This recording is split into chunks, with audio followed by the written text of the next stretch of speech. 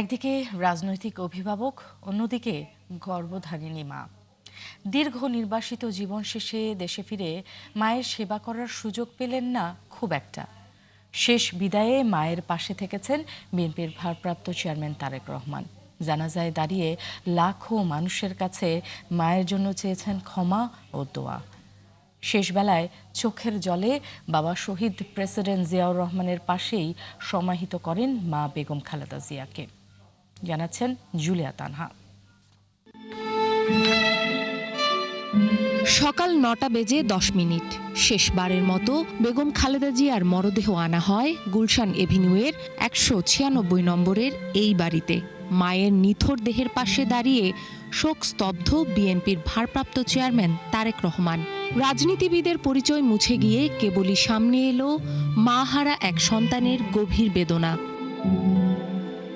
বাসভবনের সামনেই বেগম জিয়াকে বহনকারী জাতীয় পতাকায় মোড়ানো গাড়িটি রাখা হয়। পুত্রবধূ জুবাইদা রহমান, নাতনি জাইমা রহমান সহ পরিবারের ঘনিষ্ঠ আত্মীয় স্বজন চোখের জলে শেষবারের মতো শ্রদ্ধা জানান বেগম খালেদা জিয়াকে। এ সময় মায়ের কফিনের পাশে বসে গভীর মগ্নতায় পবিত্র কোরআন পাঠ করতে দেখা যায় তারেক রহমানকে।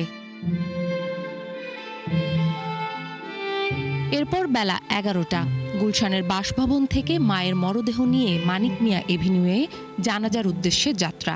সঙ্গে স্ত্রী জুবাইদা রহমান, কন্যা জাইমা রহমান এবং ছোট ভাই আরাফাত রহমান কোকর স্ত্রী সহ পরিবারের সদস্যরা। বেলা ১১টা ৫২ বেগম খালেদা জিয়াকে বহনকারী গাড়িবহর পৌঁছায় মানিক মিয়া এভিনিউয়ে।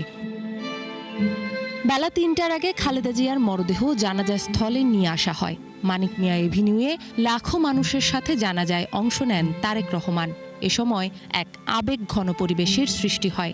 লাখো মানুষের উদ্দেশ্যে সংক্ষিপ্ত বক্তব্যে মায়ের জন্য দোয়া ও ক্ষমা প্রার্থনা করেন তারেক রহমান।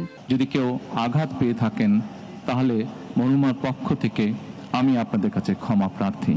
মরদেহবাহী গাড়ি জিয়া উদ্যানে পৌঁছালে মায়ের দেহটি শেষবারের মতো ছুঁয়ে দেখতে তার কফিনটি কাঁধে তুলে নেন তিনি।